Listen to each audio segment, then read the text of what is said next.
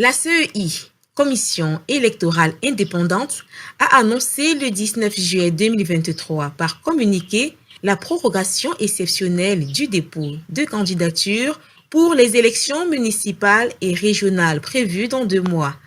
La période de réception des dossiers de candidature pour les élections des conseils régionaux et des conseils municipaux devait s'expirer le même jour de l'annonce, mais avait été repoussée exceptionnellement au 23 juillet 2023, a fait savoir le porte-parole de la CEI, organe chargé des élections. Cette décision intervient après la délibération de la commission centrale qui a fait droit à la requête des partis et des groupes politiques dont se réclame en règle générale la majorité des candidats aux élections couplées régionales et municipales.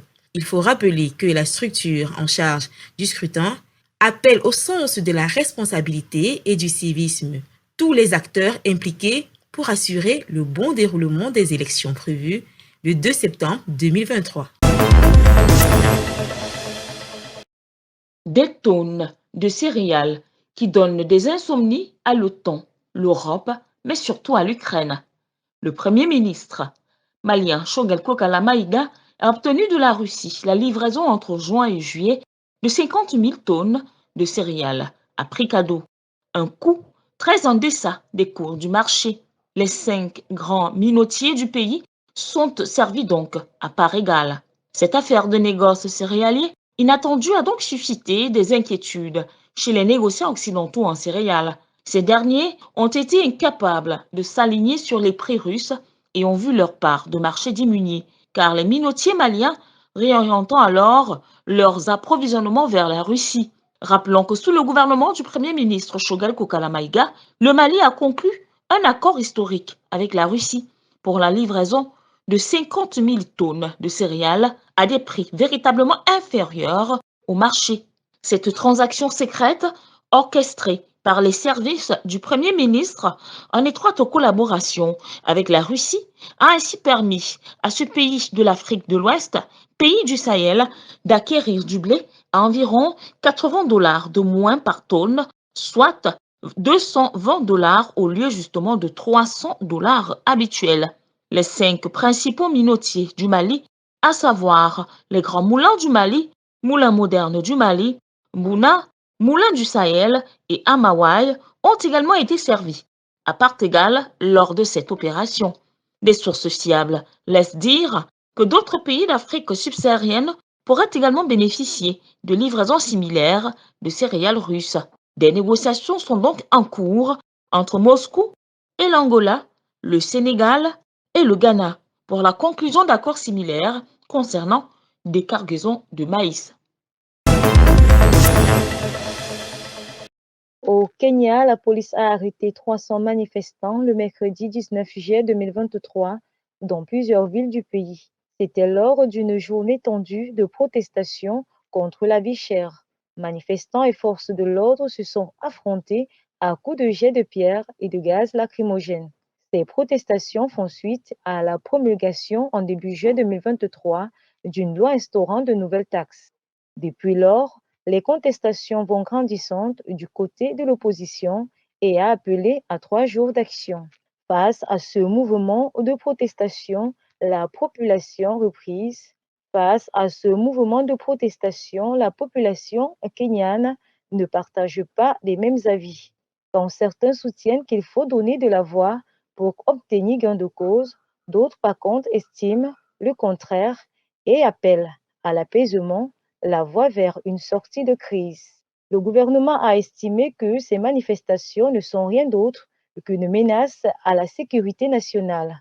Une haute surveillance policière a d'ailleurs été placée à Nairobi ainsi que dans 2 principales villes du Kenya, notamment Mombasa au sud-ouest et Kisumu à l'ouest du pays. Le chef de l'État avait même ordonné la fermeture des écoles publiques dans ces 3 villes. Dans la capitale kenyane, les rues habituellement animées étaient calmes et de nombreux commerces avaient gardé leurs rideaux baissés. L'Éthiopie veut développer des relations avec le constructeur automobile russe Avtovaz et accueillera avec enthousiasme ses investissements, a annoncé Hurriyet Oghale, ambassadeur éthiopien, lors d'une visite à Moscou. Cette initiative vise à renforcer l'économie éthiopienne, à stimuler la production locale et à créer des emplois. L'ambassadeur éthiopien a dit: nous déployons tous nos efforts pour convaincre les sociétés russes d'investir dans le business en Éthiopie. C'est pourquoi, si c'est mené à bien et que les représentants d'Avtovaz viennent en Éthiopie, nous ferons notre possible pour les soutenir, a-t-il dit. L'entreprise automobile russe Avtovaz collabore déjà avec des entreprises tunisiennes et égyptiennes, tandis qu'au Ghana, c'est l'entreprise russe UAZ qui prend le dessus. L'Éthiopie dispose d'un certain nombre d'avantages compétitifs qui en font un choix attrayant pour l'établissement d'une entreprise d'assemblage de véhicules. Le pays possède une main-d'œuvre qualifiée et abondante, ainsi que des ressources naturelles telles que le cuir et le coton qui sont utilisés dans la fabrication de sièges et d'intérieurs de voitures. De plus, la situation géographique stratégique de l'Éthiopie en fait une plaque tournante idéale pour la distribution de véhicules dans la région de la Corne d'Afrique. En travaillant en étroite collaboration avec des partenaires russes, l'Éthiopie espère bénéficier des transferts de technologies, du savoir-faire technique et de l'expertise en matière de gestion et des opérations d'assemblage de véhicules. L'Union européenne a atteint son objectif en Tunisie, faire de ce pays le mouroir des Africains qui pensent que l'Europe c'est le paradis. L'Union européenne et la Tunisie ont signé dimanche 16 juillet à Tunis un protocole d'accord pour un partenariat stratégique qui concerne aussi le développement économique du pays et les énergies renouvelables, en échange d'un soutien financier de 105 millions d'euros destinés à empêcher les départs de bateaux de migrants vers l'Union européenne depuis les côtes tunisiennes et de lutter contre les passeurs. Un accord conclu qui promet de faciliter les retours en Tunisie des Tunisiens qui sont en situation irrégulière dans l'Union européenne, ainsi que les retours depuis la Tunisie vers leur pays d'origine de migrants d'Afrique subsaharienne.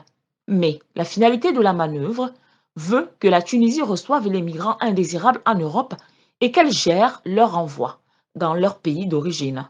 Si pour le chef de l'État, Kais Saïd, tout est bon à prendre, ce n'est nullement pas le cas pour le reste du pays qui estime que ces 105 millions d'euros sont une plaisanterie au regard de l'image de la Tunisie, dont la souveraineté est bafouée.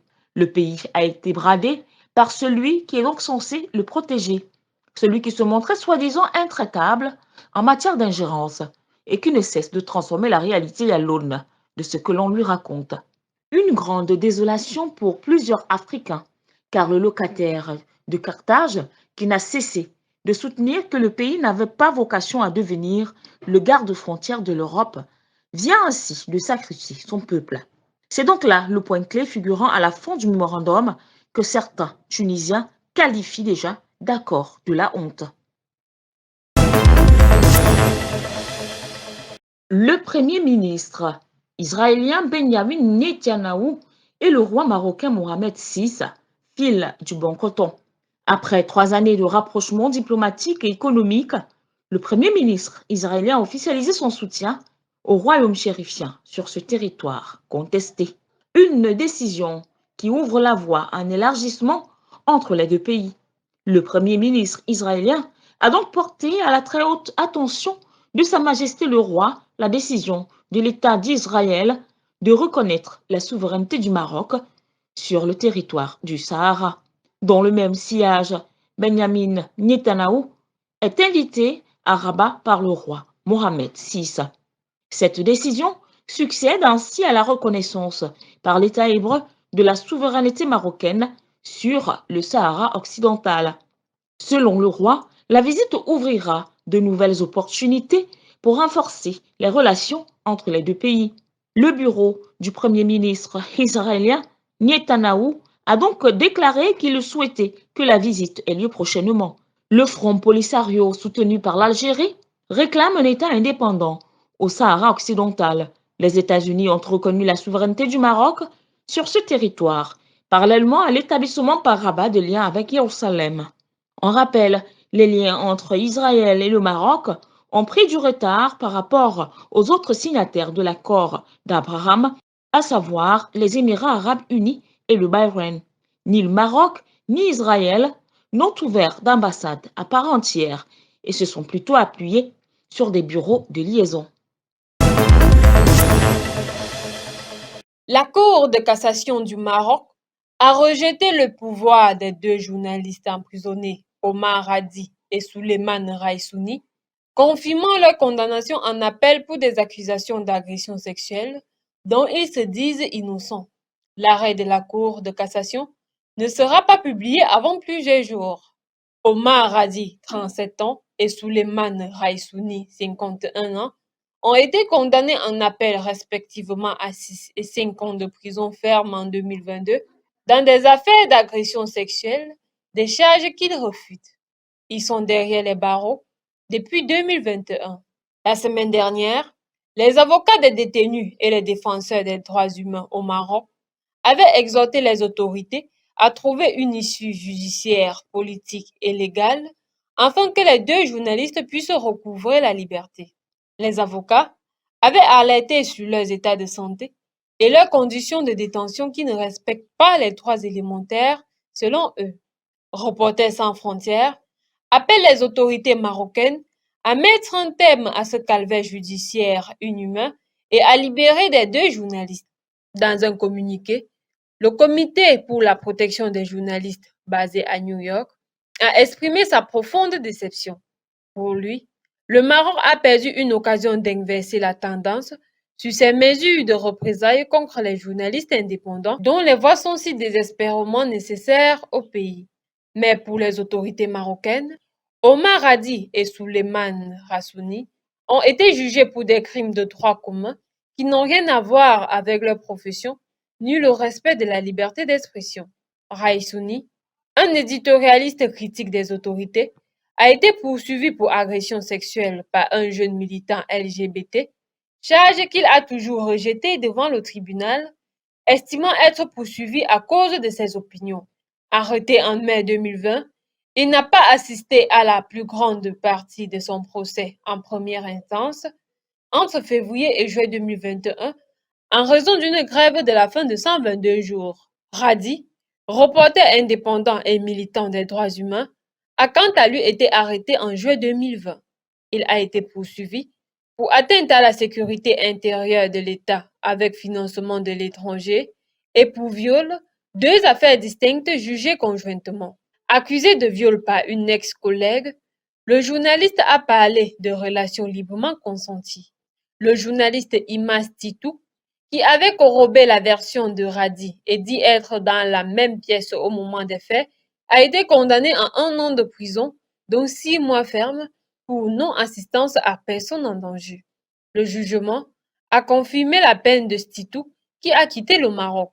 Dans son dernier classement mondial de la liberté de la presse, Reporters sans frontières place le Maroc à la 144e place, soit 9 places de moins qu'en 2022.